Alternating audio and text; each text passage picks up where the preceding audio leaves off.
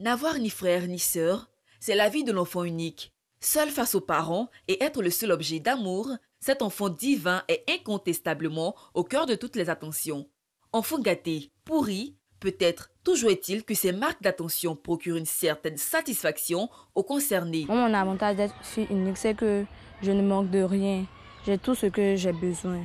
J'ai ma chambre, j'ai ma coiffeuse, j'ai les chaussures, les habits, même les nouvelles marques de téléphone, j'en ai. J'ai tout. Je suis enfant unique de père et de mère. C'est avantageux pour moi parce que j'ai tout ce que je veux. Je demande ce que je demande à mes parents, je l'ai. L'éducation aussi n'est pas trop partagée parce qu'ils se consacrent uniquement qu'à moi. C'est important en fait, puis c'est chic. Je me sens à l'aise là-dedans parce que bon, je fais un peu de bébé gâté. C'est intéressant. En tout cas, je suis vraiment heureuse. J'ai mon espace à moi-même. Je ne partage pas quelque chose avec quelqu'un. Bon. En tout cas, je me plais vraiment en tant que fille unique. Heureux d'être enfant unique, pas forcément. En raison de l'absence de frères et sœurs, la vie en solitaire a souvent des hauts et des bas. Quand tu es enfant unique, tu n'arrives pas à t'épanouir, tu t'ennuies tout le temps. Tu n'as personne avec qui causer. Quand tu as la maison, tu n'as vraiment personne avec qui causer. Si les parents ne sont pas là, tu n'as vraiment personne avec qui causer. Donc, c'est obligé d'être plongé dans tes livres ou bien sur ton ordinateur et autres. Donc, Le problème, c'est que je n'ai ni petit frère, ni petite soeur, ni grande soeur, ni grand frère. Donc souvent, ça m'ennuie. Je suis seule à la maison, je m'ennuie. Je n'arrive pas à causer. Ben, si je veux causer avec des gens, c'est que je peux sortir de la maison pour causer avec mes camarades de dehors. Tout. Sinon, je suis heureuse d'être seule et puis je ne suis pas heureuse. Du côté des parents, même son de cloche. L'enfant unique, une éducation pas facile. J'ai une fille de 7 ans et en tout cas on vit en parfaite harmonie, mais elle est un peu capricieuse aussi. Comme elle est seule, on est ensemble, c'est que de jour en jour, elle me fatigue beaucoup. Comme elle est seule, là, c'est moi qu'elle fatigue plus. Le fait qu'elle est seule, bon, je vois qu'elle n'arrive pas à s'épanouir comme les autres. Eux sont beaucoup, ils arrivent à s'amuser comme il se doit. Mais comme elle est seule, bon, moi aussi, je n'ai pas trop le temps comme ça aussi. Donc, ils voient qu'elle est un peu timide par rapport aux autres enfants. L'enfant unique, il se sent seul. Et l'enfant qui a des frères et sœurs, lui, il est toujours dans la joie parce qu'il a des frères et sœurs pour jouer avec eux. Mon enfant était renfermé parce qu'il se sentait seul.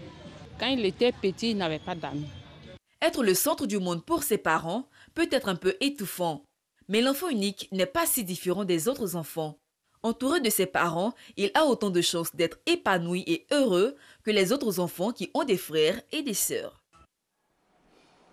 Voilà, nous sommes de retour sur le plateau de Matin Bonheur qui reçoit Bernadette Assou-Nguesson, Madame Bernadette Assou-Nguesson, notre psychologue avec qui on parle de l'enfant unique. On vient de voir un reportage, hein. On a écouté les enfants, on a écouté les parents. Voilà, première question qui me vient là à l'esprit. Est-ce que les parents des enfants uniques sont différents des autres parents? Non, non, pas du tout. Ils sont peut-être parents uniques par des concours de circonstances. Ce n'est pas nécessairement par choix. Donc les causes font d'eux des parents certainement différents. La différence, elle est partout, si on veut bien regarder. Alors, il y a des enfants qui sont uniques parce que les parents ont décidé, pour rester un peu dans la droite ligne de ce que si on disait tout à l'heure. Il y a des enfants uniques parce que y a eu un souci, ils avaient des frères qui ne sont plus là. Tout ça, est-ce que c'est la même approche? Non, l'approche est différente selon la raison pour laquelle cet enfant se retrouve être enfant unique. Si les parents décident volontairement, sans aucune autre forme de contrainte, d'avoir qu'un enfant et qu'un seul enfant, c'est un choix délibéré de la part des parents. Et donc, dans ces conditions-là, ils ont déjà prévu ce qu'ils veulent faire de cet enfant-là. Le choix des parents donc, conditionnera donc, la vie de cet enfant.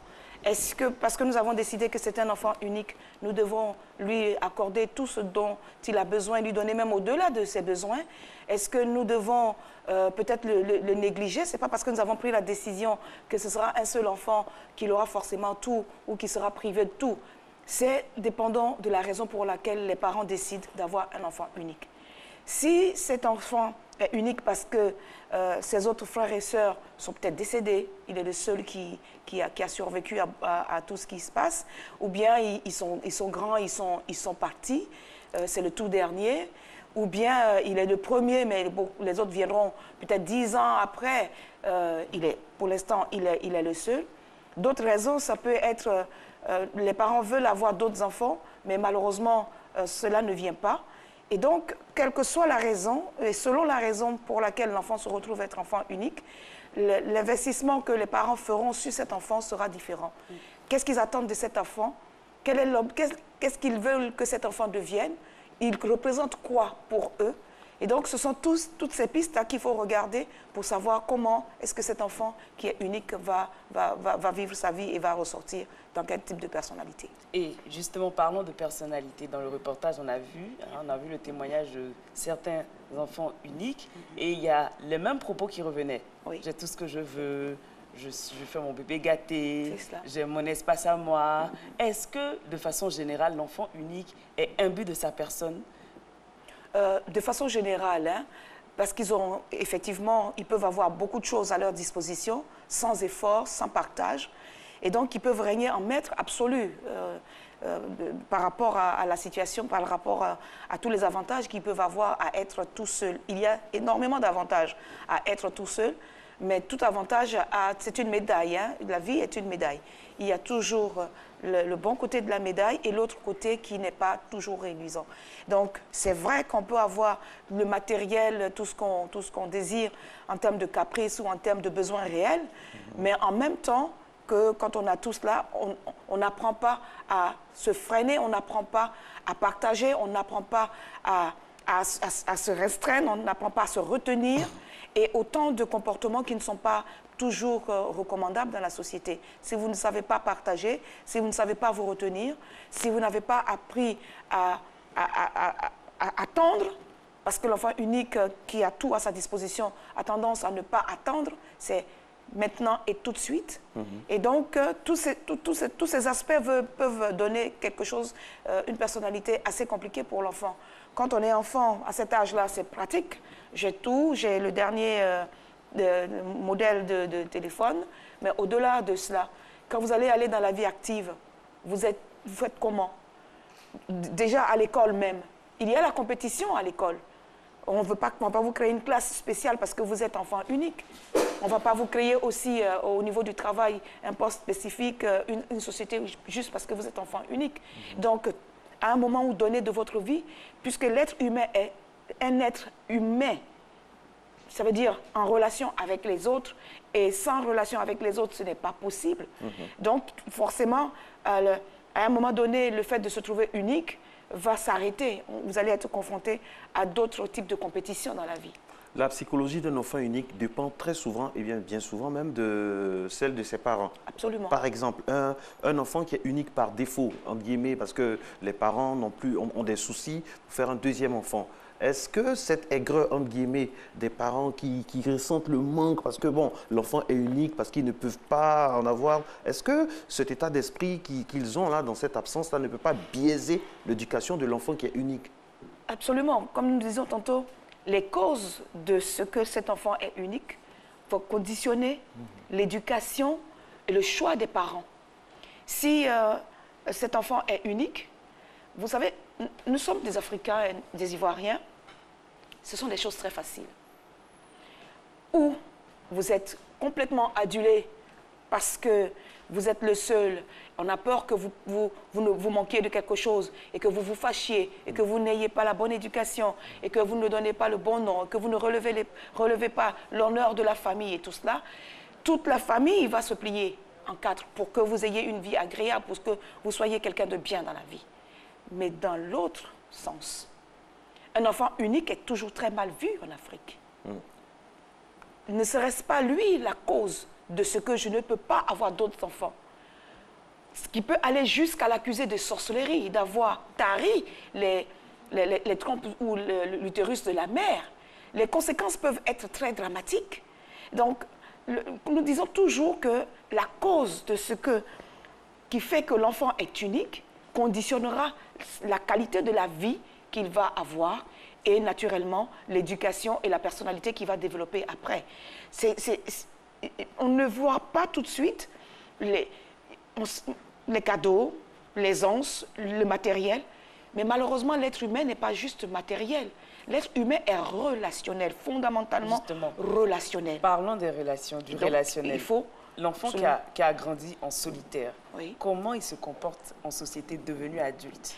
Alors, si l'absolue solitude n'existe pas, dans l'absolu, à moins que les parents ne l'aient enfermé véritablement dans un cachot, qui est complètement... le cocon, quand on enferme quelqu'un, ce n'est jamais le cocon dont on parle, c'est un cachot. C'est dans une prison qu'on enferme quelqu'un. Et donc, il n'y a jamais rien d'agréable à enfermer, à isoler quelqu'un.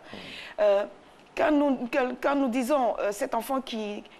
Il n'y a pas de solitude absolue. Parce que dès l'âge pour les enfants qui sont à la ville, dès l'âge de 3 ans déjà, va être confronté à l'école maternelle ou même à la crèche, même beaucoup plus tôt. Donc cet enfant va rentrer inévitablement en relation avec d'autres enfants de son âge, ce qui est très salutaire. Ça le socialise. Voilà. Et donc il va apprendre à se socialiser. Quand il a 2 ans, 3 ans, c'est pas très grave de ne pas vouloir partager, de rester dans son coin et de dire tout est pour moi seul, parce que dans sa maturité psycho-affective, l'autre n'existe pas encore. Son autre, c'est que la mère, qui ne différencie pas tout à fait de sa propre personnalité. Mais après 3 ans, cette différenciation va commencer à s'installer. Il va se rendre compte que moi, ce n'est pas cette dame qui me donne tout et moi, mais il y a moi, personne entité, et puis quelqu'un d'autre qui me fait certainement du bien, mais qui n'est pas moi. Donc, après 3 ans, 4 ans, l'enfant va apprendre cette relation où il n'est pas tout seul, et il sera seul, enfant unique à la maison, mais dans son processus de socialisation par l'école ou même par les visites aux autres parents, aux amis et tout cela, cet enfant va apprendre la socialisation et c'est heureux pour lui. Est-ce que le sexe de l'enfant unique a une importance? Est-ce que l'enfant unique de sexe masculin ou de sexe féminin, est-ce qu'il y a des spécificités tant dans leur éducation que dans l'approche sociétale? Pas parce qu'ils sont enfants uniques. L'importance du sexe est dans le fantasme général que nous voulons avoir autour de nos enfants. Particulièrement dans notre culture, avoir un fils, c'est très honorant, c'est très valorisant. Et donc, cet enfant de sexe masculin aura plus de joie à être accueilli que la fille qui vient, on dit « Oh, c'est encore une fille ». Or, elle ne sait faire que des filles. Mais la société aujourd'hui nous montre bien que ce soit un garçon ou que ce soit une fille, il y a de l'avantage à avoir des enfants. C'est l'éducation qu'on va leur donner et la productivité qu'ils vont donner pour leur pays. C'est vrai que nous fantasmons beaucoup de choses autour de nos enfants. Une fille, c'est ceci, un garçon, c'est cela. Et l'éducation, naturellement, s'en trouvera différenciée parce que le rôle social, après, qui est réservé à la femme ne change pas. Le rôle social qui est réservé aux petits garçons ne change pas. Devenu garçon, devenu homme, ne change pas dans la société. Et donc, l'éducation sera orientée, non pas parce qu'il est enfant unique, mais parce qu'il est garçon ou homme à cause du rang social qu'il va occuper plus tard. Mais les parents peuvent tout à fait faire l'impasse de certains nombres de choses parce que les corvées ne seront jamais pour l'enfant unique. Il ne faut pas qu'il s'abîme. On va le surprotéger, on va lui interdire même un certain nombre de choses qui vont lui permettre de s'épanouir en pensant qu'en le laissant faire, il va peut-être avoir une mauvaise fréquentation, donc il ne sera pas cela. L'enfant unique est investi de tout ce que nous voulons. Maman veut qu'il devienne le premier ingénieur en électro, en physionomie, enfin... quelque chose de complètement différent, pendant que le père qui, lui, a des sensibilités peut-être dans la nature et tout cela, voudrait que son fils ou sa fille devienne botaniste, la première ou le premier botaniste du pays. Et voilà le conflit déjà dans l'éducation de l'enfant, parce que j'ai investi mon enfant d'un certain nombre de rêves. Je veux qu'il soit le rêve que je n'ai pas pu réaliser, mais qu'au travers mon fils ou ma fille, que je vais réaliser. Donc, je lui affecte un certain nombre de choses. Pareillement, l'autre parent affecte aussi. Et parfois, quand cela n'est pas harmoniser, quand ce n'est pas dans la même ligne, c'est des conflits dans l'éducation de l'enfant. Et vous imaginez bien qu'un enfant qui...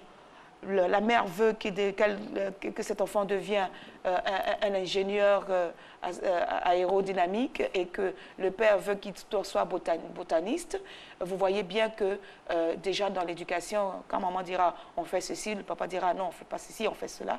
Et cet enfant, je n'envie pas sa situation parce que c'est beaucoup de conflits et sa personnalité s'en trouvera très perturbée quand il grandira. Et le petit, l'enfant unique qui est avec son père et sa mère, donc entouré d'adultes, oui. Quand il grandit, est-ce que son enfance n'est pas un tout petit peu biaisée? Parce que là, il est entouré d'adultes, conversation d'adultes, sorties d'adultes.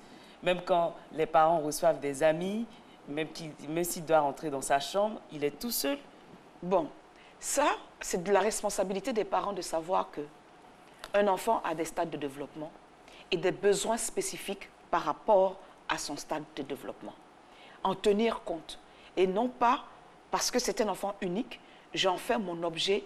C'est vrai que inévitablement, il est le seul objet d'amour et d'affection et d'attention qui est là. Mais n'oublions pas ce qui est important pour l'enfant. Car en toute éducation, c'est l'enfant qui est au centre de l'éducation et tenir compte de ses besoins réels en fonction de son âge, en fonction de son physique. Si un enfant a peut-être un physique moins avantageux, il faut tenir compte de cela pour ne pas lui imposer un certain nombre de choses dans son éducation ou bien au contraire favoriser, l'encourager dans un certain nombre d'activités qui vont l'aider à se développer. Donc, son développement est psychomoteur, mais il est affectif et il est hautement relationnel. Donc, il faut tenir compte des différents aspects qui composent l'individu pour que dans l'éducation, l'un des aspects ne soit pas négligé au détriment de l'autre. Justement, parlant de l'approche éducationnelle des parents, est-ce qu'il faut expliquer à l'enfant pourquoi il est unique ou bien pourquoi il est devenu unique? Est-ce qu'à un certain moment de son évolution, de sa croissance, il faut parler avec lui de ce caractère spécifique, là, spécial? Oui, parce que de toutes les façons, si vous ne lui parlez pas de ça, quelqu'un le dira dehors. Il verra ses amis qui vont avoir des frères et sœurs et lui, il n'en a pas. Donc, un jour ou l'autre, il viendra vous poser la question. Donc, il faut être préparé à répondre à la question. Est-ce que les raisons pour lesquelles il est enfant unique, il a l'âge suffisamment à terme, je veux dire, important ou maturité affective, psychologique nécessaire pour qu'à cet âge-là, je puisse lui expliquer les raisons fondamentales ou réelles de ce qu'il est tout seul. Il faut pouvoir adapter les raisons que nous allons lui donner à son âge. Et au fur et à mesure, lui donner l'information qu'il peut comprendre et qu'il est censé comprendre. Et on ne peut pas dire qu'on va le maintenir dans l'ignorance pour ne pas qu'il sache la vérité. Les autres enfants sont partis, sont décédés, ou c'est un enfant adopté, ou sa situation réelle, à un moment donné, au fur et à mesure qu'il grandira, on lui dira les éléments. Mais au fur et à mesure, à l'âge adulte, il doit savoir exactement les raisons pour lesquelles il se trouve enfant unique. Et avec cela, il pourra donc poser des questions, avoir d'autres types de besoins. S'il faut avoir des amis, il en aura certainement. S'il faut peut-être avoir des parents qui viennent à la maison, il y en aura. Et donc, selon ses besoins et selon le ressenti de cette situation qu'on lui a expliquée, les parents l'aideront à grandir dans en ayant les meilleurs arguments, les meilleurs éléments pour bien grandir. Et quels sont les avantages à être un enfant unique? Bon, il y en a quelques-uns, ils sont matériels parce qu'il est l'objet de toute l'affection. Ça peut être un avantage parce qu'on ne manque de rien. Aujourd'hui, l'éducation coûte très cher.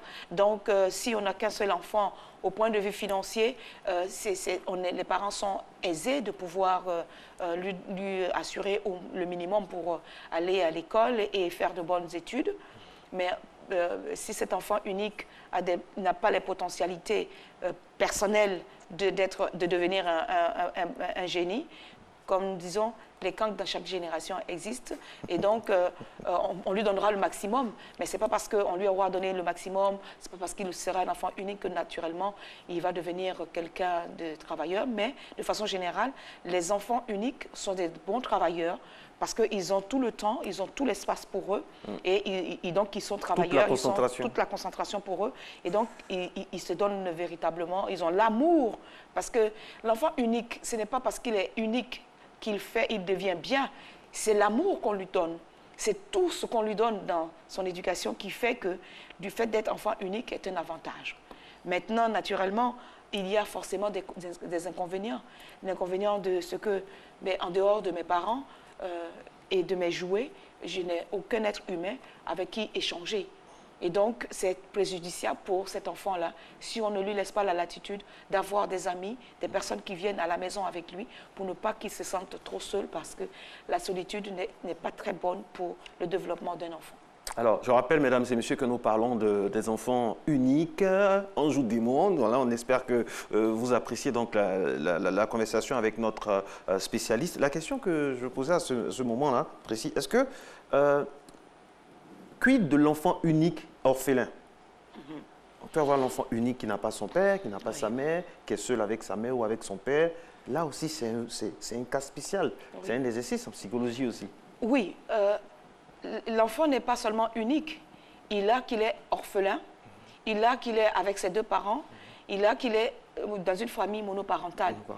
Et que ce soit avec les deux parents, il faut encore que les deux parents s'accordent sur l'éducation à donner à l'enfant. Si les deux parents ne s'accordent pas pour donner une bonne éducation à l'enfant, c'est un souci. Donc son QI va en souffrir.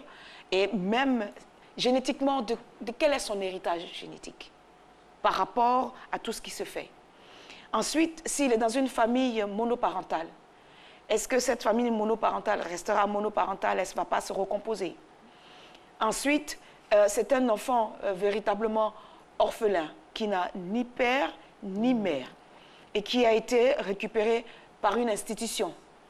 Il y a les carences dues à l'éducation en institution. Est-ce que cet enfant qui n'a ni père ni mère a été récupéré par des parents, aimants ou non? Donc la problématique de cet enfant unique n'est pas seulement parce qu'il est tout seul, il est enfant unique, mais va se compliquer par l'environnement dans lequel il est éduqué. Quelle est sa situation réelle? Son statut d'enfant orphelin est très préjudiciable aussi, car il faut véritablement le protéger. Quelle est la raison pour laquelle il est enfant orphelin? C'est une autre problématique aussi. Alors, comment un enfant unique, un enfant qui a grandi dans une famille unique doit se comporter dans la société? Il n'y a pas de recette en tant que telle, parce que l'être humain est une individualité plurielle. Je suis tout seul, mais j'ai 1001 potentialités et j'ai 1001 occasions de vie devant moi. Excusez-moi, mais il y a certaines personnes qui l'utilisent comme une excuse. Hein. Voilà, j'ai fait ci, j'ai fait ça parce que je suis enfant unique. Comprenez-moi, je suis enfant unique. J'ai maintes fois entendu ça. Oui, c'est possible, mais on peut justifier toutes ces erreurs ou tout peut être justifié. Tout peut être justifié. Donc, il ne faut pas se cacher derrière de ce que j'ai été un enfant unique, donc je peux me permettre d'avoir une attitude odieuse. Ce n'est pas respectueux. Et c'est mettre donc en mal toute l'éducation et tout l'effort que les parents ont fait pour vous donner une situation. Peut-être que c'est de leur responsabilité aussi que cet enfant se comporte de la sorte, mais nous disons que ce n'est pas une raison. Il faut aider cet enfant, qu'il soit unique, tout seul ou pas. Il faut aider véritablement l'enfant et l'éduquer comme s'ils étaient plusieurs. Parce que la vie de demain ne lui réserve pas d'être unique dans une entreprise, d'être unique à l'école, d'être unique dans son mariage. C'est un enfant qui va entrer dans la société, qui vit dans la société, qui n'est pas en dehors de la société. Donc, de grâce, parents, que vous avez un enfant unique, quelles que soient les raisons pour lesquelles vous avez cet enfant unique, il faut se donner les moyens de lui donner une bonne éducation. Il faut véritablement l'aider, dire non, je ne vais pas le punir, non, je ne vais pas faire ceci. Mais 9 mois. Qui a touché mes 9 mois? Oui, mais il faut le préparer à la société. Il faut le préparer à la société parce que malheureusement, la vie d'aujourd'hui est encore beaucoup plus difficile qu'elle était hier. Et tout ce qu'on peut raconter sur les fils uniques de façon traditionnelle et mauvaise pratique, les recherches d'enfants uniques pour des sacrifices. On dit, on les investit de pouvoir, on les investit d'un certain nombre de choses.